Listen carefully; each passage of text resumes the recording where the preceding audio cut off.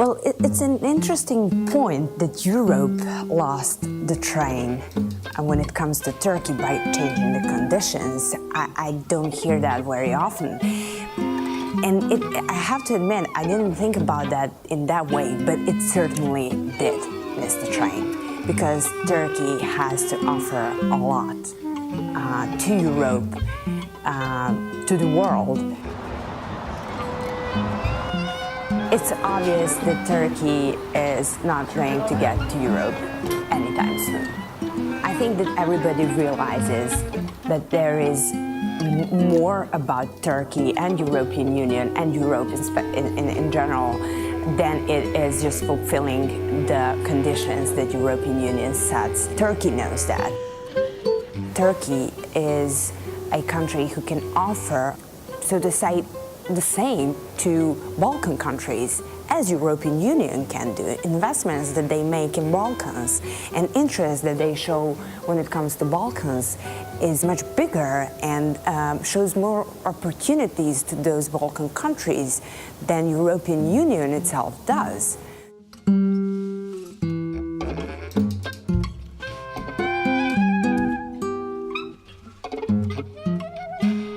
The whole region would be more interested in dealing with Turkey than dealing with Europe. I think that European Union and the Europe itself is a loser in this. If there is a winner and a loser, I think that Europe is much more becoming a loser in this game than Turkey.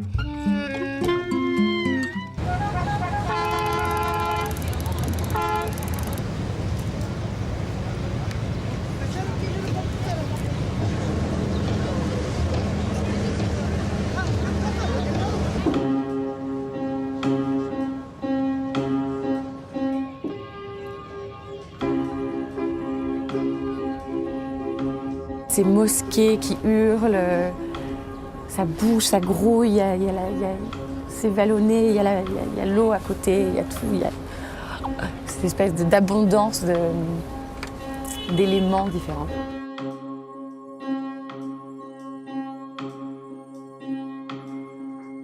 It's a real crossroad of everything. Seas, cultures, continents, and there's so much diversity that it's pretty amazing to see what's happening here.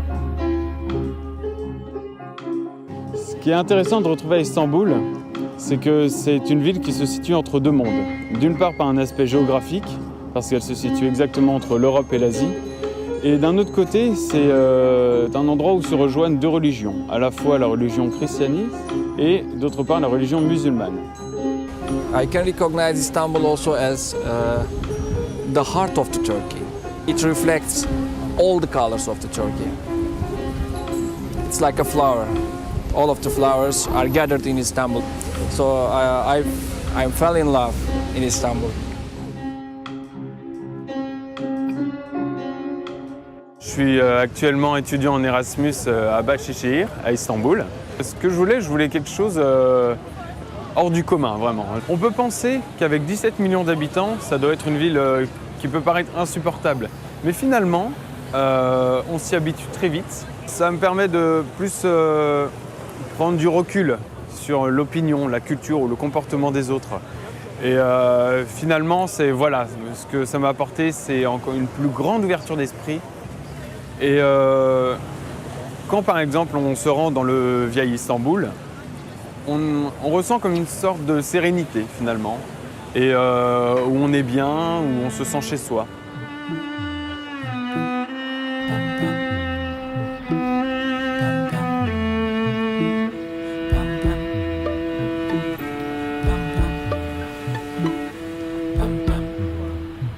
J'avais vraiment envie de... C'était même plus de découvrir la ville, enfin oui, forcément, ça va de soi, mais c'était vraiment d'y vivre, d'essayer de m'y sentir chez moi, de me dire que ma maison pouvait être ici pendant quelques temps, quoi. Petit à petit, je me sens vraiment, vraiment chez moi. Je suis venu ici pour pouvoir découvrir Istanbul et la culture qui s'y trouve. Moi, je suis arrivé ici à Istanbul sans avoir aucun a priori, mais vraiment aucun. Tout le monde me parlait, j'avais entendu des choses par rapport à toute la ville, à toute la culture. mais je refusais de croire à quoi que ce soit. Évidemment, dans une ville comme Istanbul de 15 millions d'habitants, beaucoup de similitudes avec l'Europe se font voir. La différence en fait à Istanbul, c'est vraiment que tout se juxtapose et c'est une sorte de gros bazar, de grosse agglomération de plein de cultures différentes oui, une sorte d'accumulation de choses et de choses encore. Ici, on peut aller d'un quartier à un autre, tout est différent. Il y a l'aspect touristique et très historique d'Istanbul avec Hagia Sophia, etc. Il y a Taksim Square et là, on est dans le quartier de Dolapdere.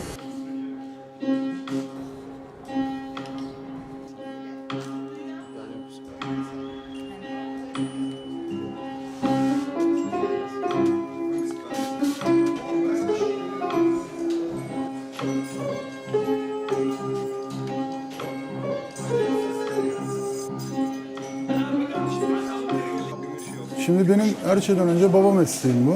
Ben bu işi şöyle diyeyim ben size 7 yaşından beri bu işi yaparım. Baba mesleği olduğu için devam ettiriyorum. Para kazanma kolay mı derseniz ben tahmin ediyorum dünyanın her yerinde para kazanmak zordur. Yani ter akıtıyorsun, mücadele ediyorsun. Dünyada her çeşit insan var, onlarla uğraşıyorsun. Bir de bizim sektörün şanssızlığı şurada. Yani asitli, siyanürlü olduğu için yani pek yani atıyorum adam çocuğunu kolejde okutup koleji bitirip yani çizmeyi giyip asitlerin içine sokmuyor çocuğunu. Haliyle biraz yani şey insanlarla yani hayata tecrübesi olmayan insanlarla, okul tahsili olmayan insanlarla mücadele ediyoruz. Beni olayın bu tarafı yoruyor. Çünkü aydın bir insanla çalışmak kolay oluyor, cahil bir insanla çalışmak daha zor oluyor. Meslek de şimdi zaten şöyle dediğim gibi yani asitli siyanürlü iş olduğu için rahatsız edici bir meslek olduğu için ben de şahsen çocuğumu bu işe koymam. Yani durum bu. Ama memnunuz, ekmek yiyoruz. Yani hepimiz buradan sebepleniyoruz. Buradan kaç kişi ekmek yiyor, çoluğuna çocuğuna ekmek getiriyor. Hamdolsun ve mesleğimi seviyorum ama. Bence Avrupa Birliği'ne girerse kalitemiz de yükselecek, hijyenik de olacağına ben inanıyorum.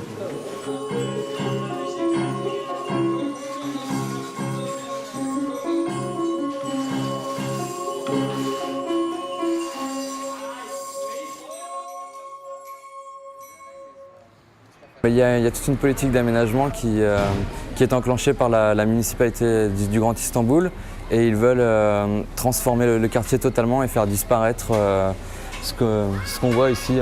Pour eux, ça ne représente pas suffisamment l'image qu'ils veulent donner de la capitale. Il y a une politique de restructuration qui a fait amener, ils ont encouragé les artistes et les jeunes à venir habiter dans ce quartier, ce qui a redynamisé un petit peu tout l'ensemble du voisinage.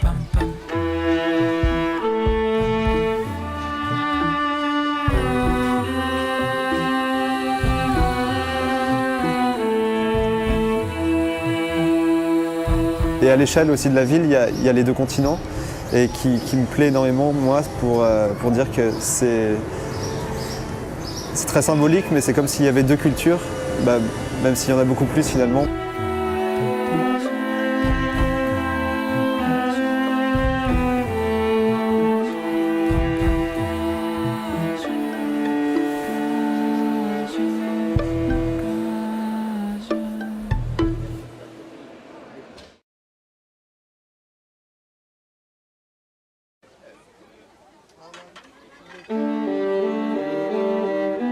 Quand Atatürk a voulu faire entrer la Turquie dans l'Europe, il a commencé par transformer l'alphabet et il a imposé par des lois en interdisant des mots et en sanctionnant l'usage de certains mots. Cette transformation forcée qui me semble va être la même si la Turquie rentre dans l'Europe. Toutes ces gens qui vivent en région avec ces économies informelles, les réseaux de soutien, vont devoir abandonner tout ça et se soumettre à la fiscalité, enfin des choses qu'ils ne connaissent pas. On ne pourrait pas imposer ce système. Alors on m'a posé souvent la question concernant l'Union européenne et ça me semble compliqué de répondre parce que, encore une fois, je connais absolument pas la Turquie, je connais juste Istanbul.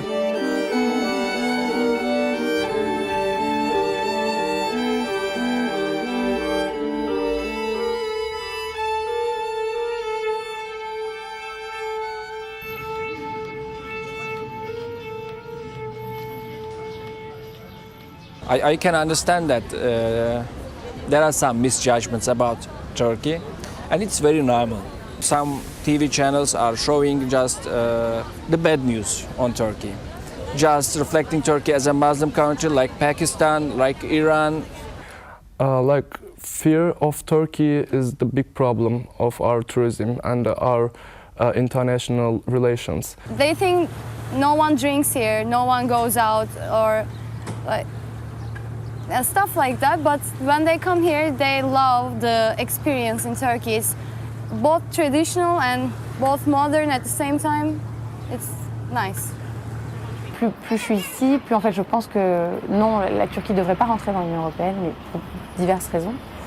En fait, je pense que ce qui me fait peur avec l'entrée de la Turquie dans l'Union européenne, c'est plutôt l'uniformisation des cultures et des traditions. Et je pense que la Turquie parvient à conserver quand même pas mal de particularités dans sa culture, dans ses traditions, dans son histoire, dans sa religion.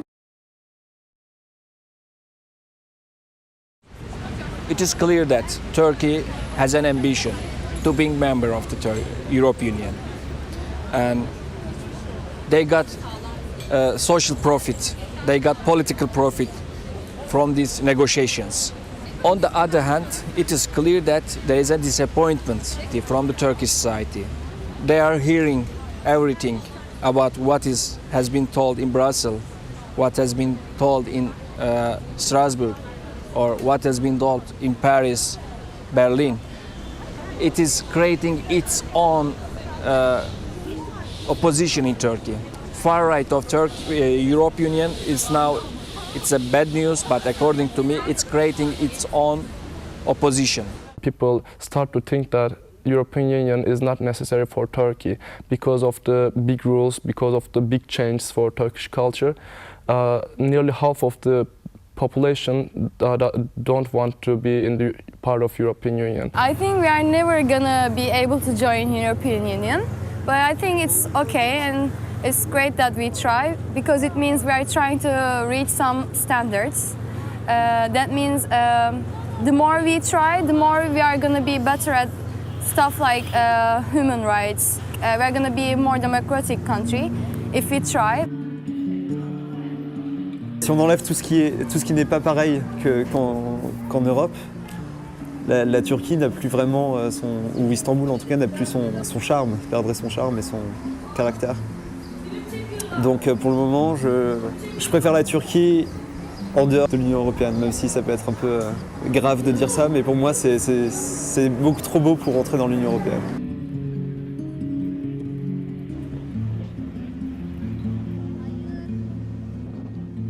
Like all the nations, Turkish people are proud. Today GDP is higher, and this making Turkish people more, how I can say, self-confidence. So now they are trying to feel that, okay, we can have a strong economy without Europe.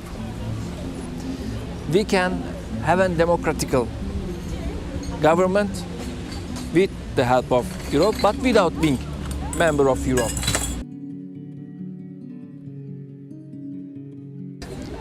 European Union has a very good role by pushing the reforms in Turkey.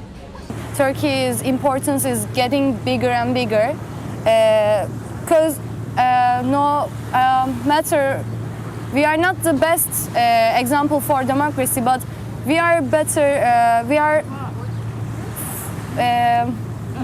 much in advance compared to other Middle Eastern countries. Since we're a Muslim country, we set an example for them. Turkey is becoming like a big brother for them. Secularism got its roots first at the Ottoman era. The Ottoman rulers were calling all the citizens as the millet. Millet is not a nation, millet is not a religion, millet is not a part of a religion. Millet is name of all of the citizens living in a country.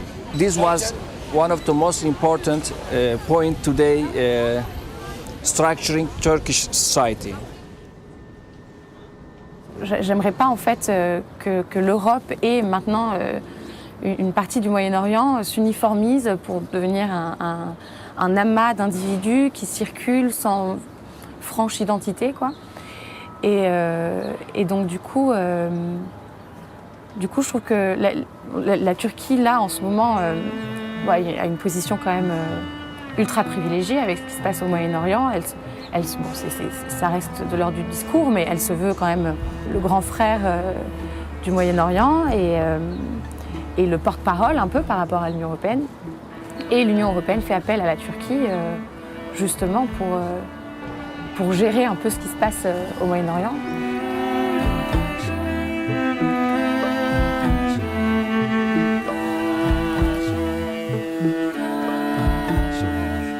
On n'est pas dans le tiers-monde, quoi. On n'est pas loin, on est proche, on est aux portes de l'Europe, mais pour autant on n'y est pas. Et c'est bien de venir dans un pays où c'est différent et on peut apprendre que par la différence. Et donc regrouper tout ça dans un espace géographique, politique, social hyper uniforme, je ne pense pas que ce soit une bonne idée.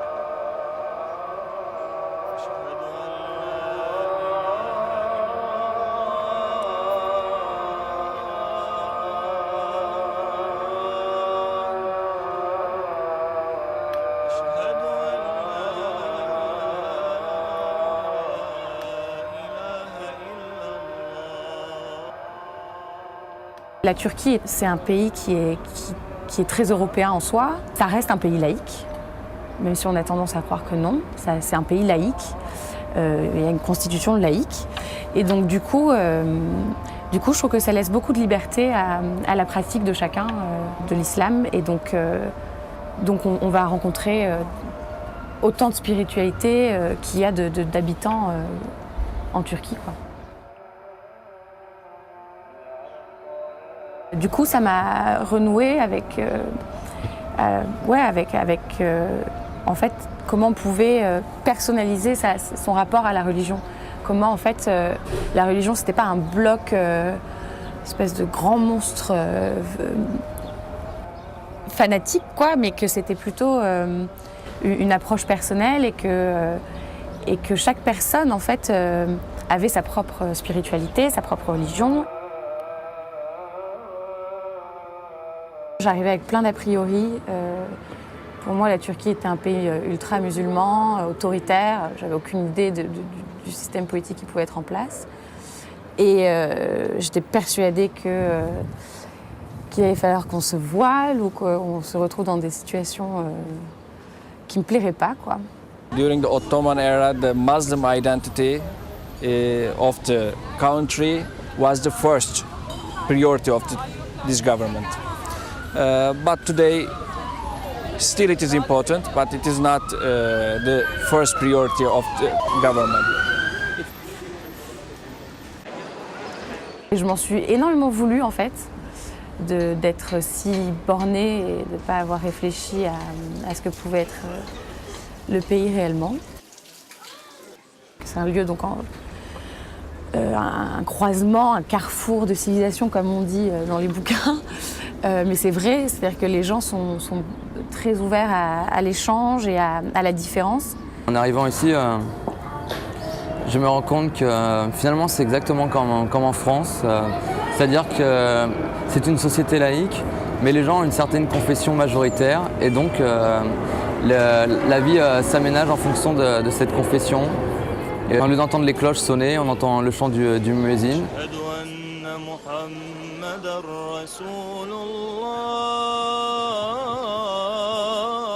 Praying hours, it's something very powerful. When you hear the people starting to pray and the mosques start to speak to each other, it's very interesting to observe, and the city becomes so quiet and everybody turns off the music and starts to speak a little bit lower, and then you understand that this is a power which you can compare to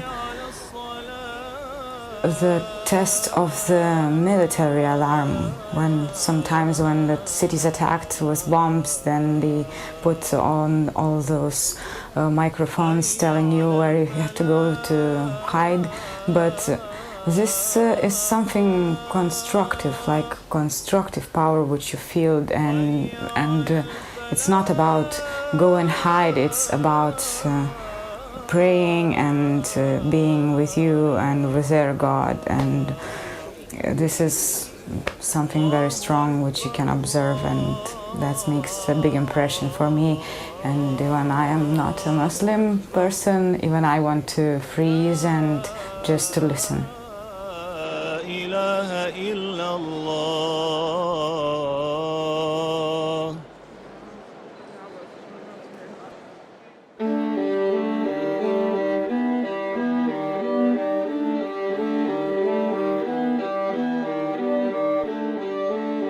Since Turkey is a Muslim country, most of the students think that everyone is very strict about the rules, and they think that everyone is judgmental, so not everything is free, they can't do everything, stuff like that, but it's not like that at all. Même si à des heures très précises, les minarets vont chanter, les gens à côté de ça, ils vivent et ils n'organisent pas du tout leur journée par rapport à ça, en fonction de ça, et ils vivent leur spiritualité comme bon leur semble. Et donc il va y avoir des personnes très conservatrices et très religieuses et assez sévères dans leurs pratiques, comme il va y avoir des gens qui vont être très ouverts et qui vont avoir une pratique complètement différente et s'opposer à une forme de conservatisme religieux.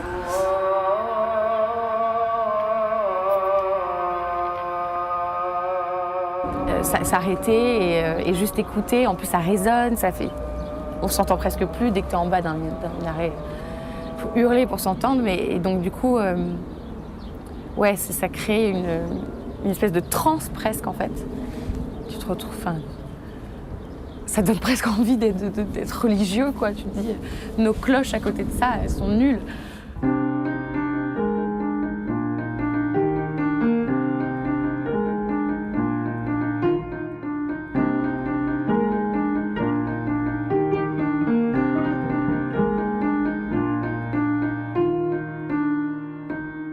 En Turquie, les femmes qui portent le foulard et qui se sont battues, qui ont lutté pour avoir le droit de le porter tout en participant à la vie sociale, éducative, etc., ont en fait contribué à l'amélioration et de la modernité turque et de la démocratie en Turquie.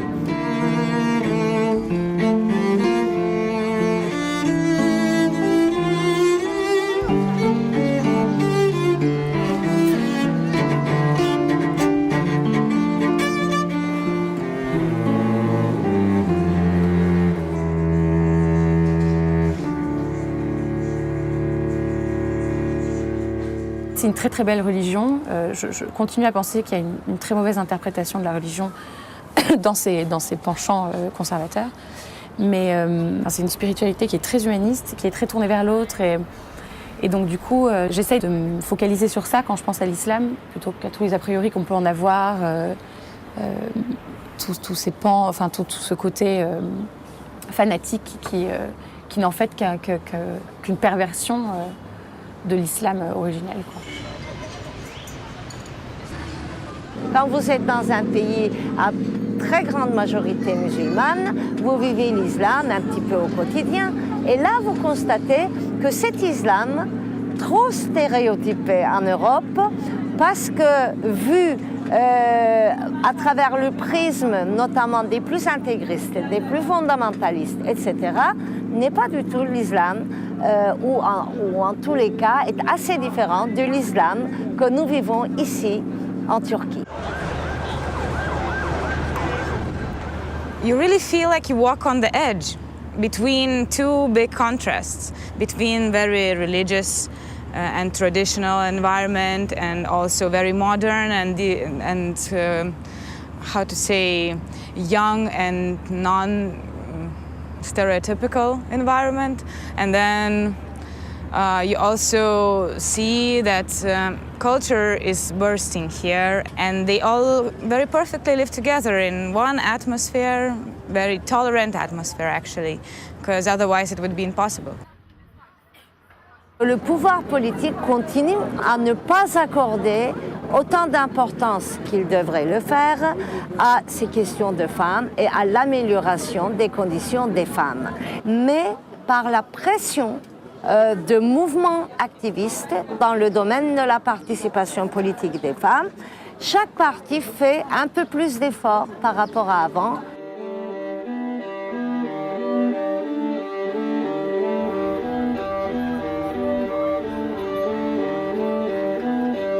I believe that this country, as a medium between two continents, has a very big potential, and it's developing more and more, and seems like people are very positive about this development. And I believe this country will play a very big role in this area.